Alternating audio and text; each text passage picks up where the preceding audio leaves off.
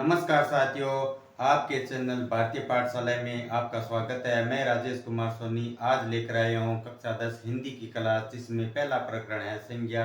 तो संज्ञा को जानने से पहले हम जानते हैं उसके अर्थ और प्रकृति के बारे में, उसकी परिभाषा के बारे में। परिभाषा: संज्ञा का शाब्दिक अर्थ है सम धन ज्ञा, मतलब अर्थात सम्यक ज्ञान, उसके संपूर्ण ज्ञान को कराने वाला ही। अतः किसी वस्तु, व्यक्ति, स्थान, वर्ग, भाव, स्थिति आदि का परिचय कराने वाले शब्द को ही संज्ञा कहते हैं। संज्ञा का पर्याय है सर्वनाम, अर्थात सभी के नाम ही क्या है, हम जितने भी आसपास है, हर जगह जहाँ पे देखते हैं वो सर्वनाम क्या है, संज्ञा के होते हैं। जैसे श्याम है किसी व्यक्ति विशेष का नाम है, जयपुर किसी स्थान का नाम है, मिठास, मधुरता, कायरता, ये सब क्या है, मन के भाव है। तो संज्ञा के बारे में हमने जाना, संज्ञा की परिभाषा और उसके अर्थ। संज्ञा के परिभाषा और अर्थ के बाद हम जानते हैं संज्ञा किसे कहते हैं।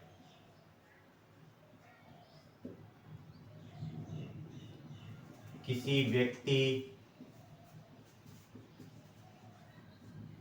वस्तु, गुण, स्थान, भाव आदि के नामों का बोध कराने वाले शब्दों को ही संज्ञा कहते हैं।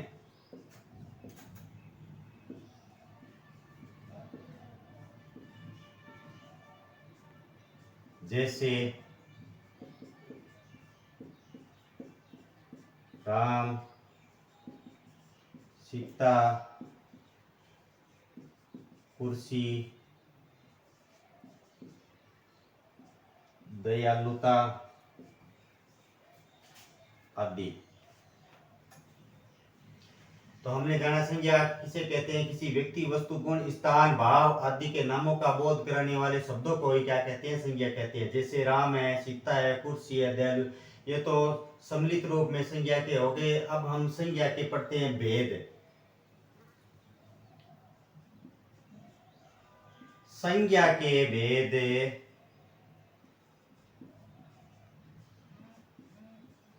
मुख्यतः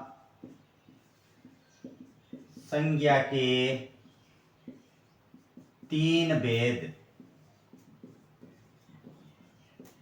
माने गए हैं।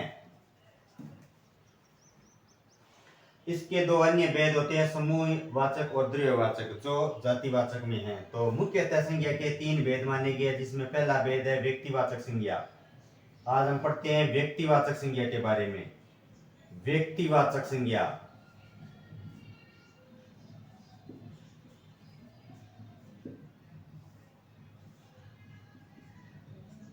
तो व्यक्तिवाचक संज्ञा में हम पढ़ते हैं जिन संज्ञा शब्दों से किसी विशेष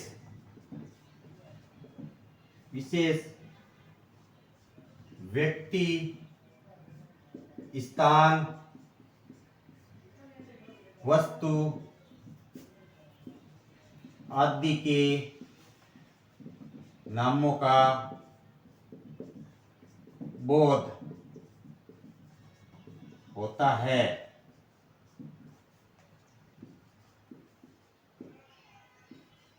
उन्हें व्यक्तिवाचक संज्ञा कहा जाता है। जैसे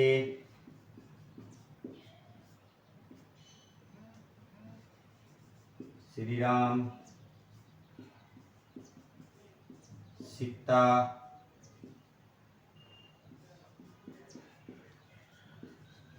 जोधपुरी, छापा, ये क्या है, किसी वस्तु का नाम, विशेष नाम आ गया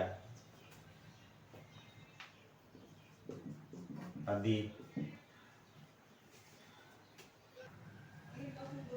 व्यक्तिवाचक संज्ञा के अन्य भेद में हम जानते हैं कि जैसे हमें कैसे पता करेगी ये व्यक्तिवाचक संज्ञा, जैसे व्यक्तियों के नाम है, जैसे गौतम बुद्ध है, राम है, मोहन है, सीता है, बालकों के नाम है आदि। विशेष में जैसे स्थान का नाम है, अमेरिका है, जोधपुर है, भारत है, इन आदि को का नाम, और वस्तुओं के नाम है जैसे कावेरी है आदि। इन चीजों के बारे में व्यक्तिवाचक संज्ञा का पता चलता है। वस्तुओं में कावेरी है, रामायण है, पुराण है, महाभारत है आदि ग्रंथों के नाम भी व्यक्तिवाचक संज्ञा में सम्मिलित होते हैं। आगे पढ़ते हैं हम संज्ञा का दूसरा भेद, जातिवाचक संज्ञा।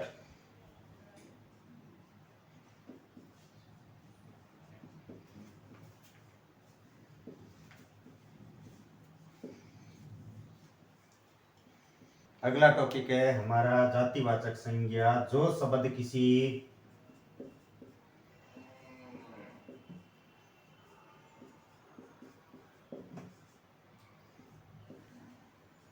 प्राणी, पदार्थ,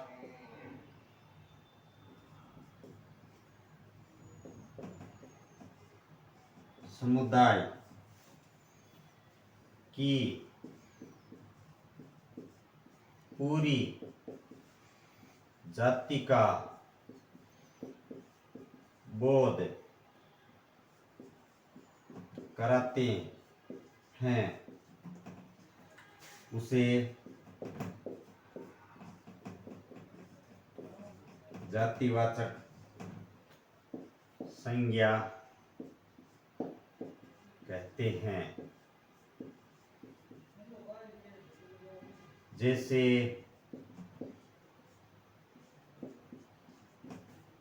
गाय, पेड़, पहाड़, मानव आदि सब जातिवाचक संज्ञा कहलाते हैं।